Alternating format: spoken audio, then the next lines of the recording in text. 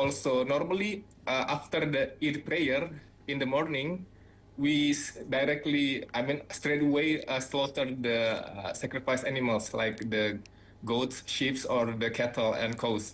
But because of this time, it falls on Friday, and there will be the Friday prayer event.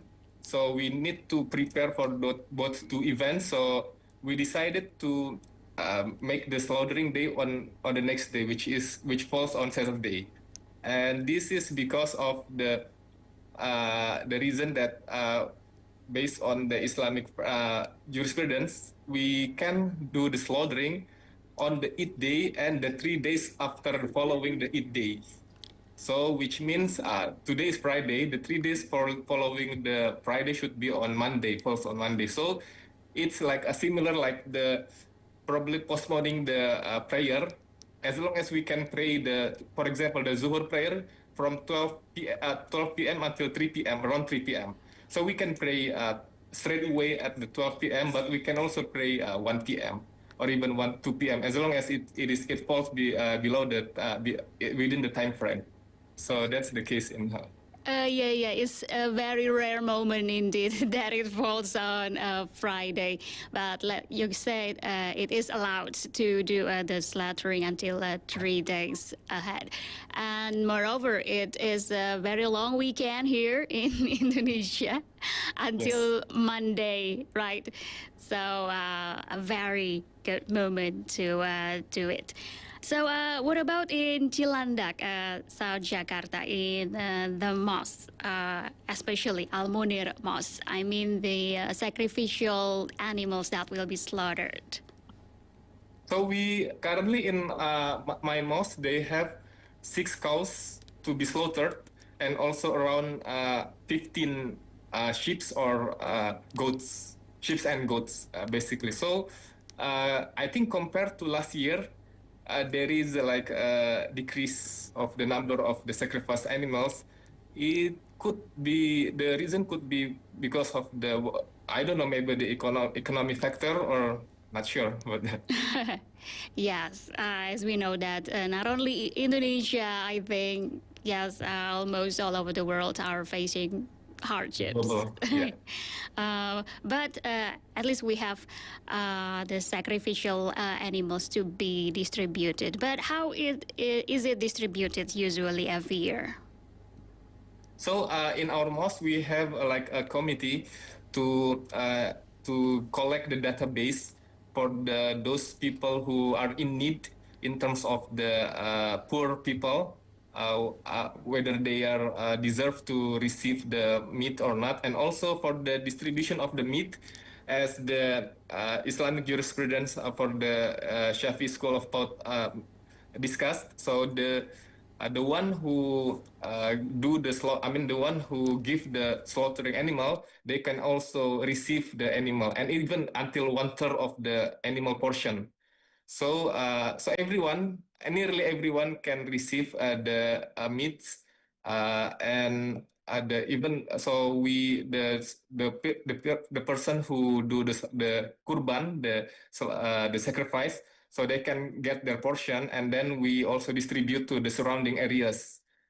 We have the database on that because not only Idul Adha, it's the same database for the Idul Fitri. We have, because we have the Zakatul Fitrah, the zakat for the staple foods, and also the Zakatul Mal, the zakat for the wealth.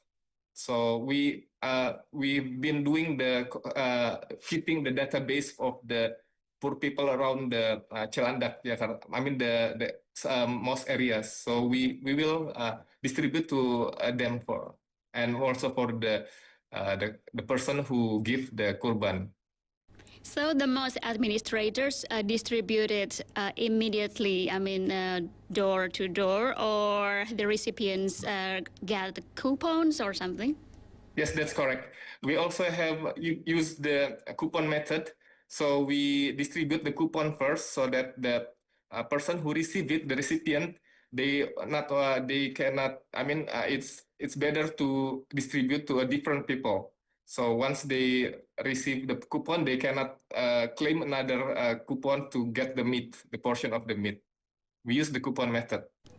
Okay, to avoid, overcrowd, or maybe to avoid the meat distribution not be on target. So how to ensure that the sacrificial meat is distributed equally in portion and also to all people in need, especially? Well, ideally, it will be good to distribute them equally, but in practice, it could there's some like difficult situations. So because this is like difficult to handle this. So if there is some case that someone just claim another duplicate coupon, so we still give distribute to them. And based on the previous year's experience, we actually get a surplus of the meat. So if it's okay for us to distribute to the people, and maybe this is also the sensitive case. So who deserve the coupons? But I think almost everyone deserves, so it should be okay. Okay, hopefully it will be distributed equally on target. Right. And what about the procurement of the sacrificial animals? Does the committee look for them, or the people give to the mosque immediately? Yeah, we have a committee for this Kurban event. So we facilitate the Kurban animals for cows. We have a different class of cows. Also the price ranging from 25 million rupiah, and then 30 million rupiah, and 36 million rupiah. This is for the collective cows Kurban. And also for the goats or sheep, we charge like 28 millions. This is excluding the per person. This is excluding the fees for the slaughtering and cutting the meat into pieces. So this into the some bone the livers or something. So this is excluding the price of the above mentioned, and also we let them know in advance. So if you want to buy, like for example, a sheep or goats, you can transfer uh, 4 million rupiah per person, and then excluding the slaughtering, which is like 100,000 rupiahs, and also they if they have their own sheep or sacrifice animals, they can do that. They can drop them to our mosque, but there should be the maintenance fees, like feeding the sacrifice animals, and we also accept that kind of things. Okay. And what about the slaughtering committee? How is it organized? Yes, actually, for the cows, we hire a professional butcher, the professional slaughter person, because it's difficult to slaughter a cows without the help of the professional one. And for the sheep or goats, currently it's easier. Even the sunnah or the recommended actions is for the person who give the sacrifice animals. They can slaughter by themselves, but if with the condition, if they are able to do it to slaughter it properly. Like for women, maybe some women it's difficult for women, even for men. So for the sheep and goats, we also have like internal committees, like in the masjid themselves, in the Al Munir Mas themselves. We also have like appointed 3 persons who are able to slaughter the cows, not the cows, the sheep and goats. Okay, that's about the slaughtering. But back to the sacrificial animals rule itself. Because one goat is for one person, right? But Yes. sometimes maybe people are confused whether one cow is for 7 people or 7 families. Yeah, one cow for 7 people within the family. Actually, that's a question for Islamic scholars. because I'm not an Islamic scholar, only mosque administrator, but from Yeah, the yeah, yeah. Islamic scholar whom I learned, the traditional scholar who follows the Shafi Islamic school of thought. So one cow valid for 7 people, which means like the men and the families, or even if they're not related.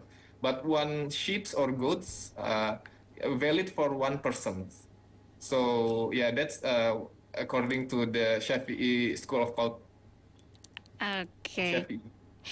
Okay, Pak Noufal. Now we talk about the meaning of Idul Adha itself. In your opinion, how do you define this day, this Islamic day of sacrifice? Yes, as the scholars mention a lot, this is the day where we reflect ourselves, like the root, the origin of this event is from the Prophet Ibrahim, the Abrahamic faith, Ibrahim alayhis salam, and he sacrificed all of his like all things that he loves, including he was willing to sacrifice his beloved son, the Ismail alaihissalam. So as mentioned in the stories and the Quran, that Allah replaced the Prophet Ismail with the goats, and so this is a moment where we should uh, we should be able, we are where we need to reflect ourselves what can be, yeah, what can be sacrificed from ourselves. Maybe for some people they can pay a lot of cows to sacrifice, but maybe we should also like sacrifice our time, sacrifice our our time to like learning the deen proper, learning the religion properly, and then sacrifice our other thing, the things that we are afraid of, but it is against Allah, against Allah's rulings. So I think this is the moment where we can ponder ourselves and think, okay, I will make like a resolve, a spirit to get a better improvement in terms of the religion and these worldly matters. So that's what my personal opinion. What a wide range definition of sacrifice here. Yes, correct. Yeah. So, what would you like to say to our listeners, both here in Indonesia and abroad, on the occasion of Idul Adha 1446 Hijri? Yeah, alhamdulillah, this is a great time, good time for family gathering. As I heard that even in other Muslim countries, Idul Adha, the festive season of Idul Adha is greater than the festive season of Idul Fitri. It could be a Yeah, different yeah, thing in yeah. Indonesia.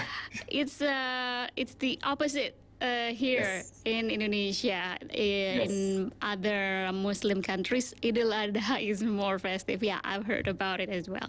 Exactly, and I think one of the reason because Idul Adha is the time to share your kurban, your sacrifice animals to poor people. So it's like the social worship, social acts of worship.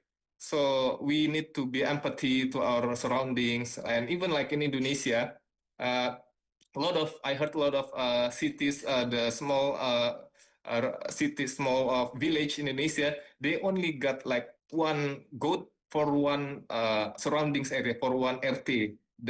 So yeah, I think for maybe in Jakarta they got a lot of meats, but for in the rural, in the village area, so they are very rare to eat meat. So this is the time if we can, yeah, if we can gather more knowledge. I mean, more aspiration, our aspiration to think about how to, yeah, how to give it more to the poor people. I think that's the uh, my message to us.